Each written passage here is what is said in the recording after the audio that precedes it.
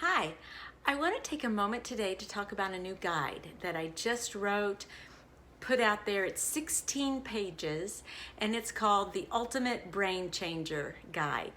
What do I mean by that? Well, the most wonderful news that we could possibly get is that we have the ability, just by the thoughts that we think, to change the very chemistry and structure of our brains. Now, I'm no brain scientist, I'm no brain surgeon, so if you're interested in some of the details and the nitty-gritty on that, go to Dr. Caroline Leaf.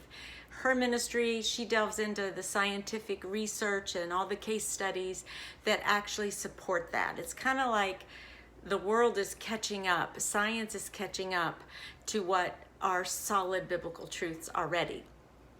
And in 2016, I went through Dr. Leaf's 21-day detox.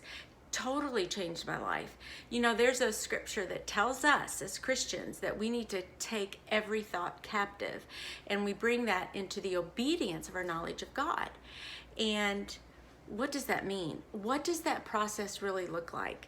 And so Dr. Caroline Leaf's, her 21-day detox takes you through all of the ins and outs of that and the some of the grunt work that's necessary to get going with that.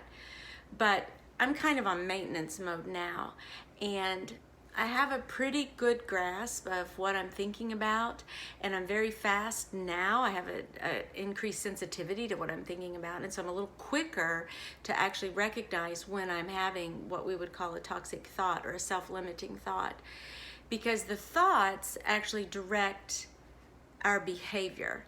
It influences our feelings and our emotions, and then of course from that we make decisions and we decide to do one thing or another.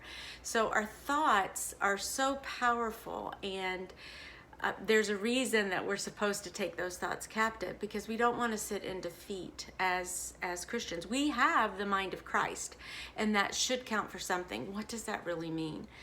So I put this together, all the information that I have actually done as a layperson, as just someone who's been a student, and over the past 3 years have been working really hard on my thought life.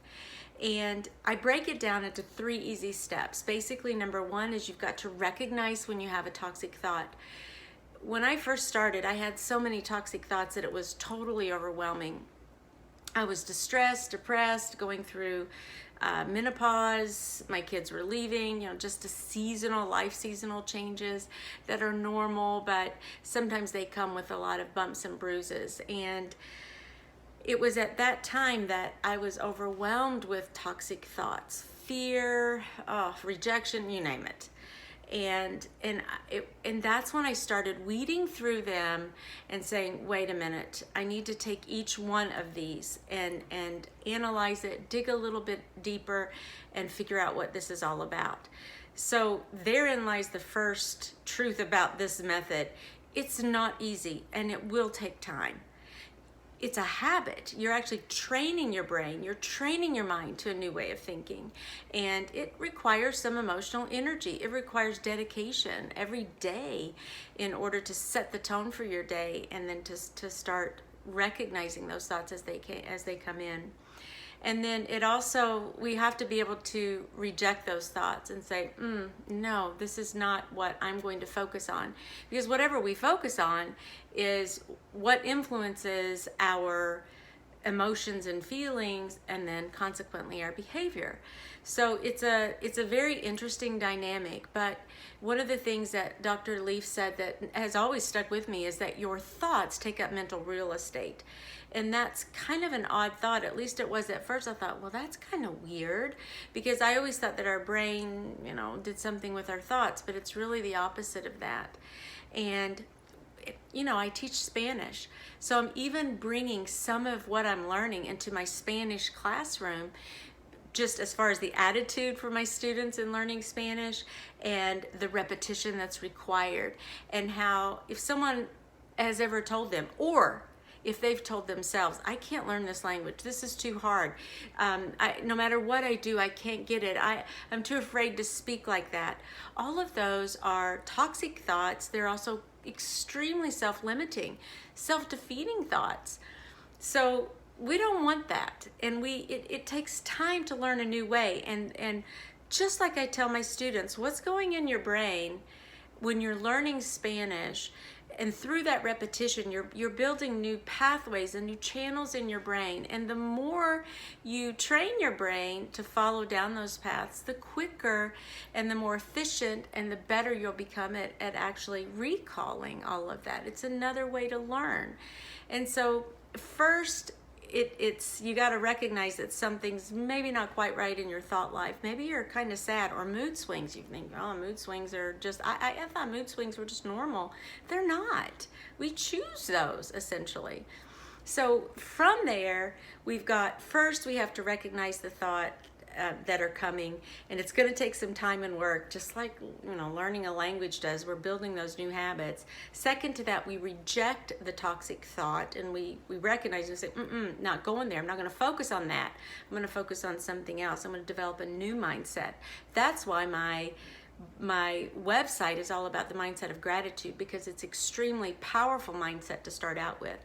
And then second to that, we replace that thought. Now, because nature, oh, Rico, and here comes Matthew. Bad timing. Hello. Hello. I'm just doing a video. One of my famous YouTube videos. So far I have 8 subscribers. At any rate, I'm going to keep going here, Matthew, because I'm almost finished. I'm right now at 6 minutes and 41 seconds, and that's getting to be rather long. So the third step after recognize and reject would be to replace. With what do we replace that thought? It has to be, in my experience with my worldview, that would be a biblical truth. And I call that a truth lead, because it's a lead. It's the number one is the truth, and then it can lead us out of that toxic thinking that we have. It's not enough just to recognize it and reject it, because nature hates a void. Even if you isolate some sort of toxic root that's just festering in your heart and in your mind, and you yank out the root, something has got to go back in its place.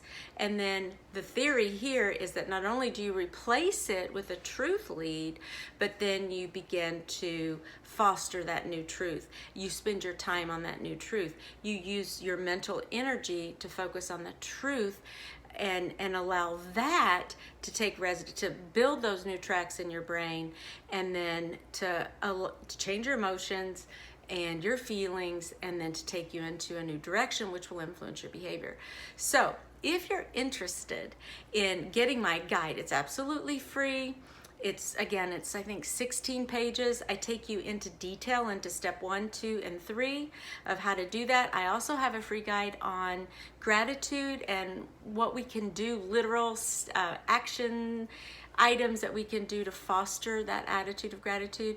Both of those are available. You can get them on my website. It's www.startwithagratefulheart.weebly.com, and just click on the tab freebies, and you'll see both of those guides there.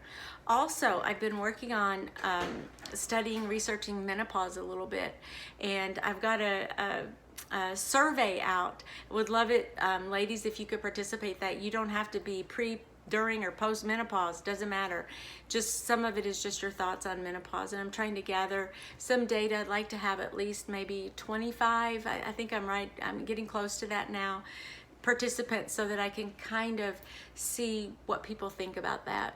And I'll be coming out with a booklet on that as well pretty soon. So God bless you. Thank you so much for tuning in. Please subscribe. I would love that. I want to boost my subscription somehow. Share if you don't mind. I would love that. So thank you so much. God bless. Ciao.